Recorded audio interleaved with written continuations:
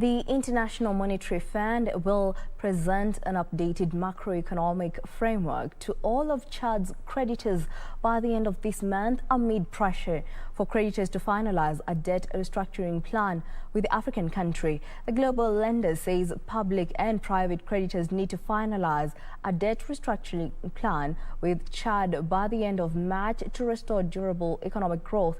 Here are more details and many more making headlines in the African continent. IMF and Chad are expected to hold a series of separate meetings with official and private creditors to discuss options to overhaul the country's debt burden. Creditors would also receive updated debt sustainability analysis calculations based on the new economic projections, according to the source. In January 2021, Chad became the first country to request a debt restructuring under the G20 Common Framework agreed in 2020, while Zambia and Ethiopia followed suit, asking for relief shortly after.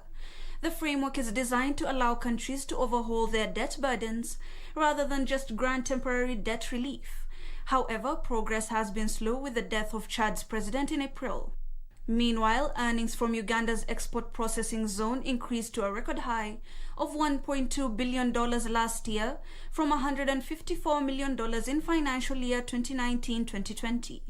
A report by the Uganda Free Zones Authority says exports of semi-processed gold was the primary driver of growth for a second consecutive year, accounting for 93% of total EPZ export earnings at $1.1 billion.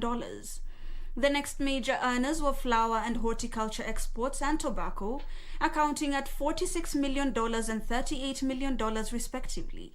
With a significant rise from $106.4 million to $1.16 billion, the United Arab Emirates was the major destination for exports from Free Zone.